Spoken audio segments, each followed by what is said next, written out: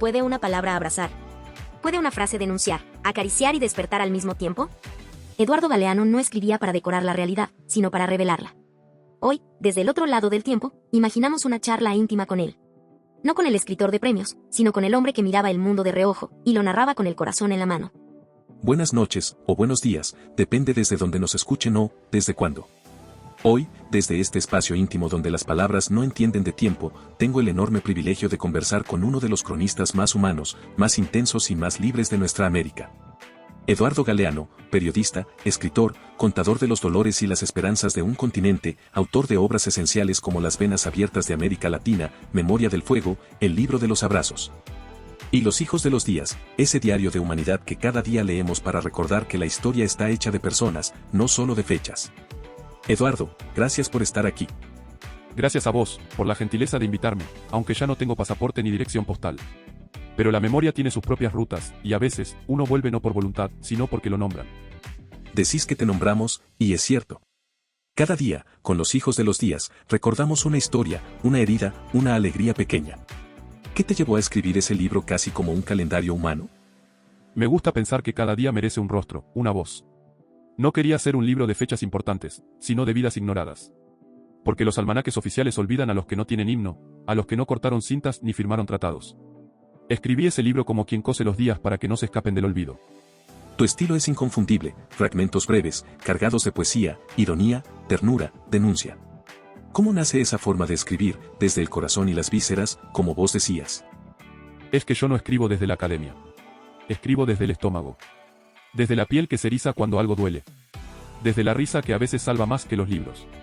Las vísceras, sí, porque ahí vive la verdad sin peinarse.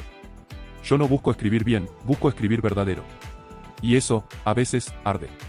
Hablando de arder. Las venas abiertas de América Latina sigue doliendo, aunque pasen los años. ¿Qué sentiste al ver cómo ese libro viajaba, incomodaba, se prohibía, se regalaba? Fue un libro escrito con rabia y con amor. Una carta de amor a los derrotados y una denuncia contra los ganadores de siempre. Me alegró que fuera útil, que ayudara a mirar distinto. Aunque después, con el tiempo, quise tomar distancia del tono encendido, no de las verdades, sino de mi propia forma de gritarlas. Pero el libro ya no era mío. Era de quien lo leía. También escribiste la serie Memoria del fuego, que muchos consideran tu obra más ambiciosa. 3 tomos que relatan la historia de América como un canto colectivo. ¿Qué te impulsó a ese viaje tan largo por los siglos? El deseo de rescatar la memoria como acto de rebeldía. Porque la historia oficial está escrita por los que ganaron las guerras, pero yo quise oír a los vencidos, a los invisibles. Memoria del fuego es una fogata donde arden muchas voces. No quise ser historiador, quise ser oyente. Vos siempre fuiste muy crítico con los poderes.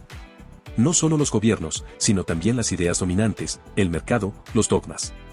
¿De dónde nace esa mirada tan irreverente? De ver cómo los poderosos pisan sin mirar. De entender que el mundo está patas arriba, pero a algunos les conviene que así siga. La risa y la ternura son mis armas contra la solemnidad del poder. Porque el poder no tolera que uno se le ría en la cara, ni que le cuenten cuentos que no terminan como él manda. En tus textos hay un amor inmenso por el ser humano, incluso por sus contradicciones. ¿Cómo hacías para no caer en el desencanto total? Porque el ser humano, aun en su miseria, es capaz de belleza. He visto manos rotas que crean arte, voces apagadas que susurran verdades, y gestos diminutos que cambian destinos. Yo creo en la dignidad de los de abajo, en su terquedad por seguir bailando aunque les corten la música. ¿Y tus influencias? ¿Qué autores o personas te marcaron el camino? Muchos. Algunos con apellido, Benedetti, Rodari, Neruda, Galeano, aunque ese me daba dolor de cabeza. Otros sin firma, mi abuela contándome historias, un obrero que me habló del miedo, una mujer en Bolivia que me enseñó lo que es perder un hijo.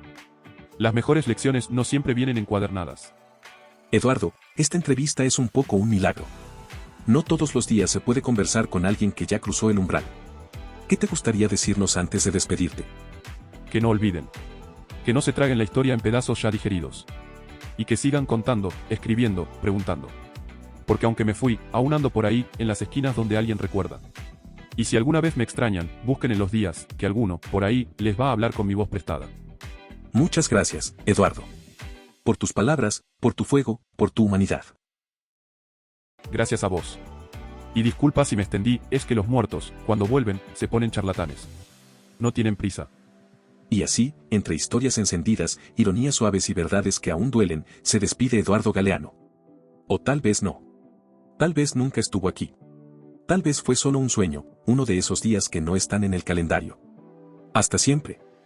Eduardo Galeano no escribió libros, tejió mapas del alma latinoamericana. Su obra no se deja encasillar en géneros rígidos ni definiciones académicas. Fue crónica, poesía, ensayo, historia, cuento. Pero sobre todo, fue un acto de resistencia. Galeano escribía desde una trinchera invisible, con el corazón cargado de memoria y la lengua afilada por la ternura. No buscaba convencer desde la lógica, sino desde la emoción, desde las vísceras. Y en eso radicaba su poder, no necesitaba gritar para ser escuchado. Cada palabra suya era como una semilla que, en lugar de quedarse en la página, germinaba en quien lo leía. Lo fascinante de Galeano es cómo logró construir un lenguaje propio, reconocible desde la primera línea. Su estilo breve, casi fragmentario, parecía más cercano a la tradición oral que a la literatura canónica.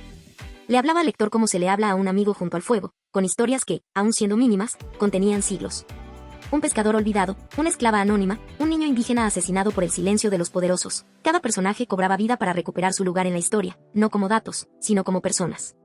Para Galeano, el ser humano no era un número en la estadística, sino un relato en sí mismo. En libros como El libro de los abrazos o Los hijos de los días, esa forma de contar se afina como una aguja que borda delicadamente una verdad honda. En Los hijos de los días, por ejemplo, convierte el calendario en un espejo del alma humana.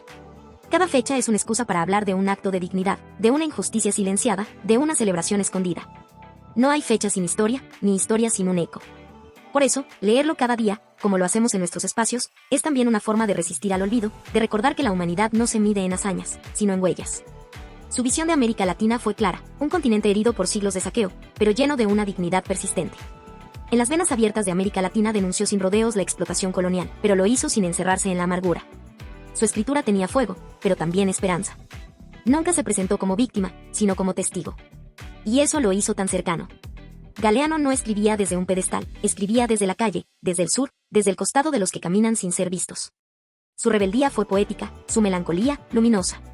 Con cada frase, nos recordó que la historia no es solo lo que pasó, sino lo que decidimos recordar. Y que en ese acto de recordar, colectivo, íntimo, diario, se juega también el derecho a imaginar otro futuro.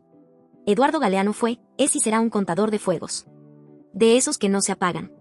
Porque su literatura, hecha de memoria y ternura, sigue ardiendo en quienes aún creemos que contar una historia puede ser un acto de justicia. Eduardo Galeano no escribía desde la comodidad, sino desde la conciencia.